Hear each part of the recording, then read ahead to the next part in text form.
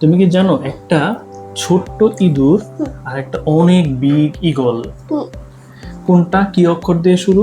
টেবিলে কে কে আসছে? ছোট্ট মাছ আর বড় ঈগল। একটা ছোট্ট ইঁদুর আর একটা অনেক বড় ঈগল। ঈগল এটা কি? এটা একটা এটা হ্রস্ব ই। হ্রস্ব ই। এটা হচ্ছে একটা, হ্রস্ব ই। এটা একটা দীর্ঘ ই। দীর্ঘ ই। হ্রস্ব মানে ছোট, মানে একটা লেজ। বলো আমার সাথে, হ্রস্ব ইতে একটা লেজ। হ্রস্ব ইতে একটা লেজ। এটা হচ্ছে দীর্ঘ ই। দীর্ঘ ই। দীর্ঘ ই হচ্ছে, দীর্ঘ মানে বড়, যে বড় তার কয়টা লেজ থাকে? দুইটা লেজ থাকে। দেখো এটা এইখানে গিয়ে এটা একটা লেজ আসছে আর একটা লেজ আসছে। এটা এইখানে গিয়ে এখানে একটা লেজ আসছে আর একটা এরকম একটা লেজ আসছে। হ্যাঁ, তাহলে এটা হচ্ছে হ্রস্ব ই, এটা হচ্ছে দীর্ঘ ই। দীর্ঘ ই। ইঁদুর কি দিয়ে শুরু, হ্রস্ব ই না দীর্ঘ ই? হ্রস্ব ই। হ্রস্ব ই। একটা লেজ। আর এটা এখানে হচ্ছে ঈগল, ঈগল দীর্ঘ ই দিয়ে শুরু। এখানে কয়টা লেজ? দুইটা লেজ। দুইটা লেজ। ঠিক আছে, এখন কি তুমি পারবা?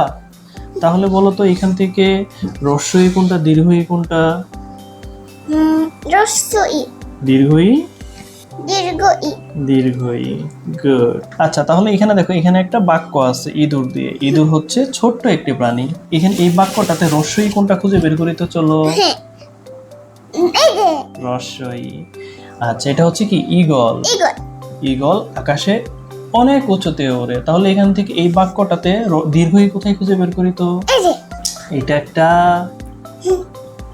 ইলিশ মাছ। ইলিশ মাছ।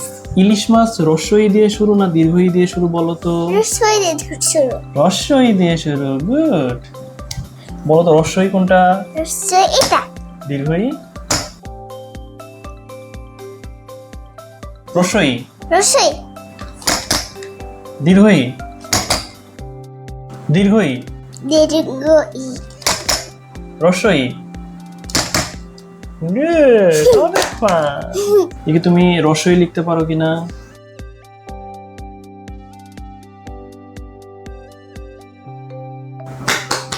দীর্ঘ ই লিখো তো।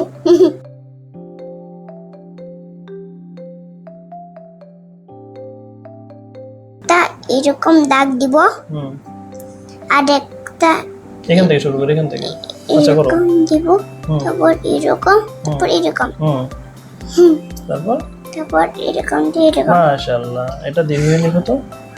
তা এরকম, তা এরকম দিয়ে এরকম, হুম এরকম, হুম তারপর দাও, নিচে দাও। এরকম। হ্যাঁ, এটা হচ্ছে এরকম, এটা হচ্ছে এই দিক দিয়ে আসতে হয়। এটা এইখান থেকে দিয়ে এরকম দাও, এই লাইনে দাগ দিয়ে সাথে।